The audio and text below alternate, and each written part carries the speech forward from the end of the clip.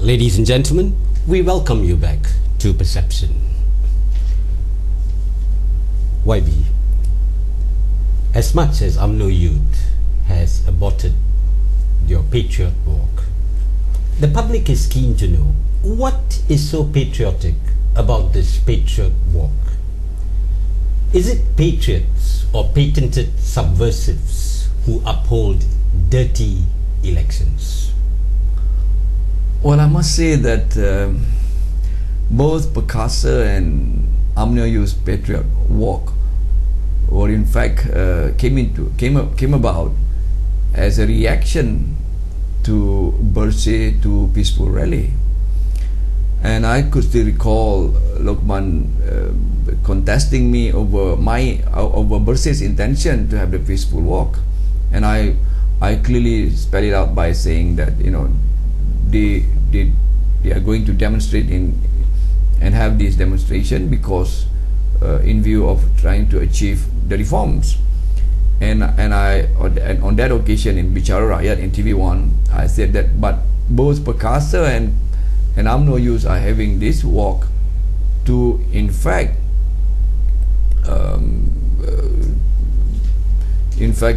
what they wanted was to stop the right of Bersih to have the peaceful rally, and they went on to say that they were more than willing to incite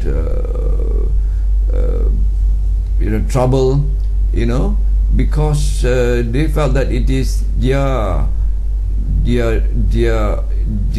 responsibility to do that.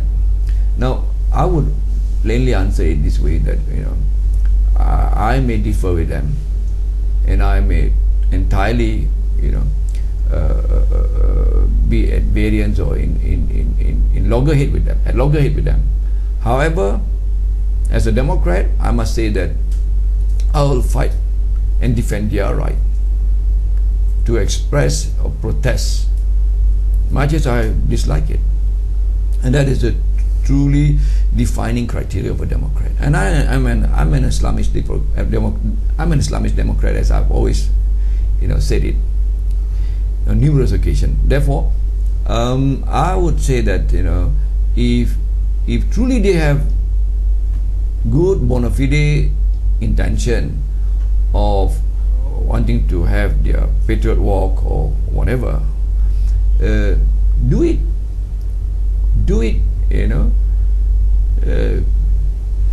proceed on. That is their democratic right.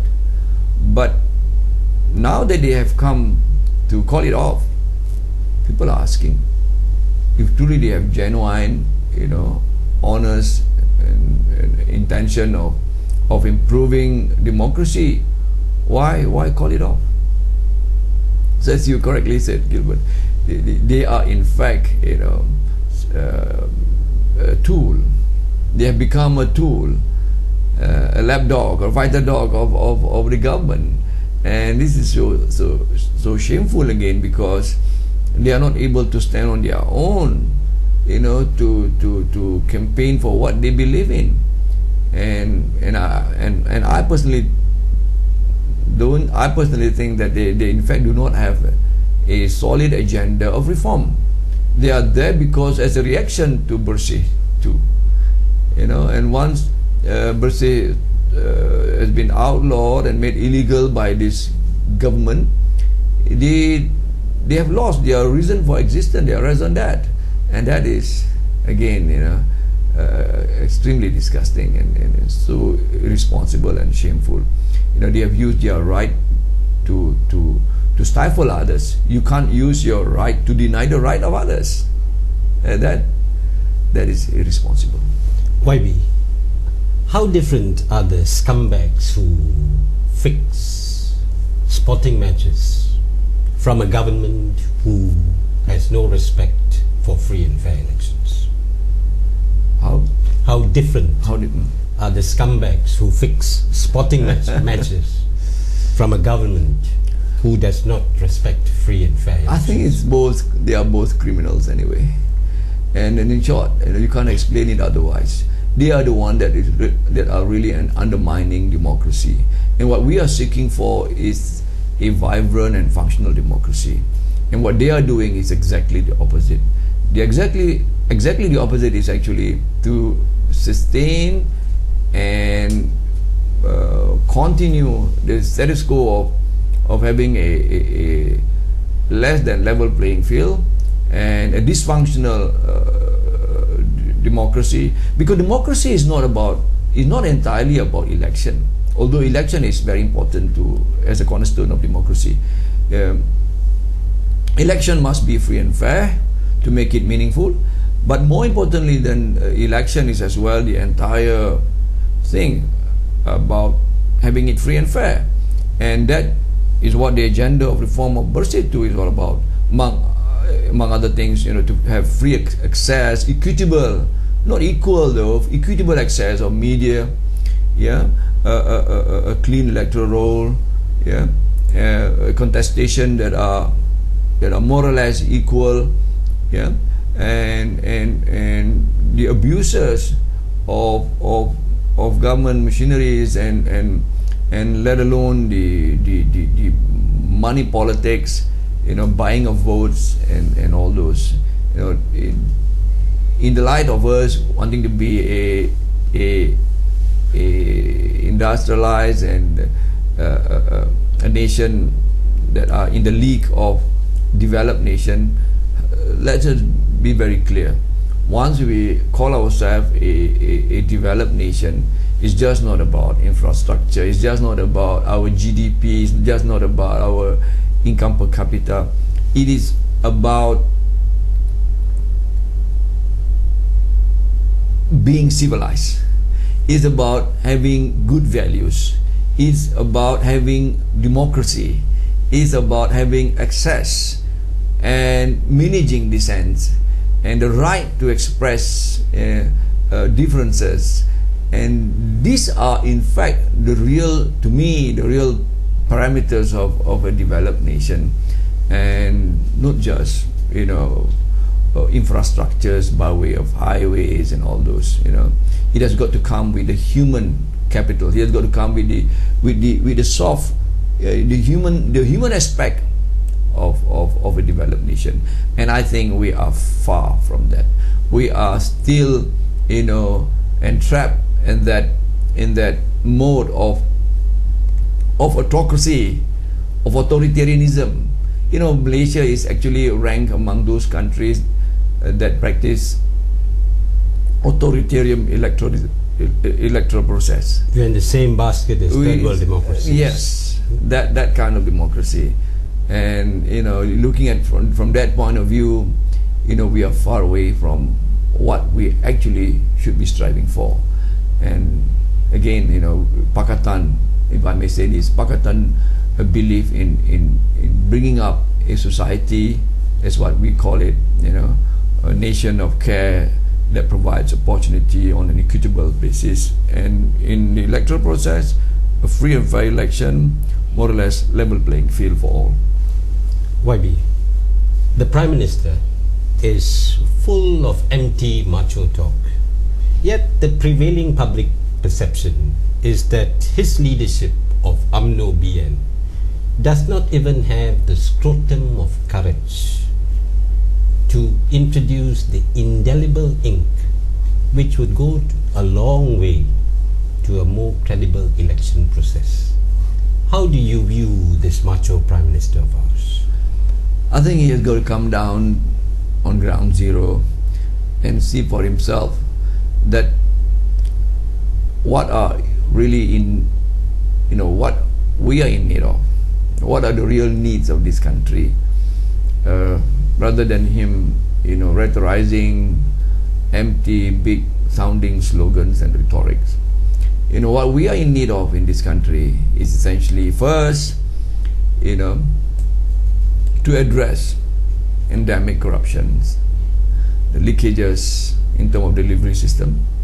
Secondly, to provide for a democracy that is meaningful, not just having periodical elections, but to make sure that elections are free and fair.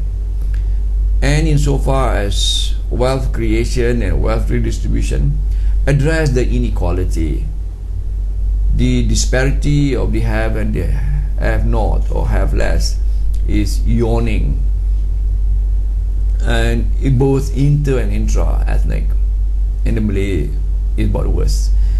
Despite the Ketuanan Melayu slogan, despite the supremacist ideology of UMNO and UMNO Putra, shameful again. We have got to address the kind of mismanagement of wealth and of resources of this nation. This nation is ranked among the most. It is ranked among the richest country on earth by way of resource per capita. So my advice to the Prime Minister, rather than making announcement after announcement on big mega project, let's get down to knowing what it takes to really bring this country to where it was once upon a time, because we were in the same league as South Korea, Hong Kong, Taiwan, Singapore. Now we are left far behind and now struggling in the league of, as I've always said, Indonesia, Thailand, Cambodia, Timor-Leste, so shameful.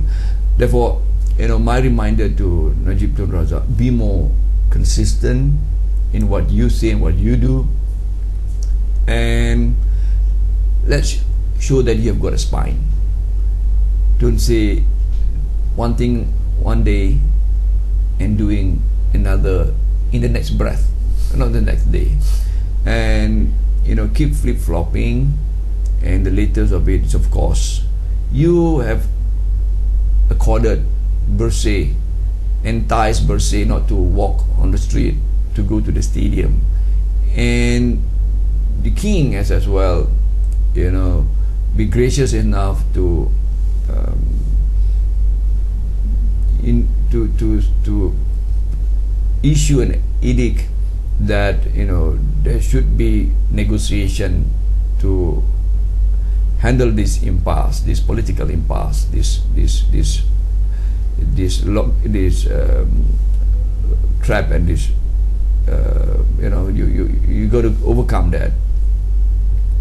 Therefore, in a nutshell, if I may say, Najib has really got to sit back and think that if he is not willing to execute this reform, then he should graciously exit or call for the election, and the Rakyat would be the best judge. YB, prevailing public perception is that the greatest threat to Malaysia's public security and public order is not the Bersih rally, but the dismal and pathetic leadership of Prime Minister Najib in allowing the Minister of Home Affairs and the police to conduct themselves as legitimized gangsters with no respect for the law or the federal constitution. What is your perception of this public perception? I must say that I'm totally and extremely saddened, and I can't escape being can't escape my feeling on this, and the disgust of the Rakyat, particularly when yesterday it was in this silat cekak thing and invoking and, to me, stoking the fire of hatred and animosity for this Malay martial art to defend the country against traitors. In the first place, who are the traitors? And how do you then,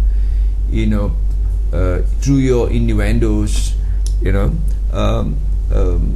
fact, incite? You are inciting, and he's inciting this. And while you know very well, a patriot is actually defined as well as one who will always defend the country and sometimes against the government. And when the government is wrong, it is always dangerous to be right. Therefore, if he is true to his rhetoric of government doesn't know all now. Therefore, he must listen to the reform agenda of Bersih too. Now, that is really shameful, you know, for him to have invoked calling the martial art as the third line of defense, and against whom? Against Bersih too. And he is he unaware, and is he oblivious of the fact that Bersih is a coalition of 64 NGOs? Bersih is actually about the civil society. Bersih is entirely non-partisan, and Bersih is actually representing the civil society. And you are waging war against the civil society, you are dead meat. And I tell you, Najib has just got to, Mr. Gilbert, I tell you, Najib has just got to apologize. There's no option about that. There's no two-way about it, you know, for invoking those. And I'm quite sure he must be reminded that UMNO has got only 78 seats in the parliament, and UMNO requires the support of the Chinese and the Indian. UMNO cannot rule this country on their own. Now, if Chinese and Indian, the fact that they have been trounced and undermined this way,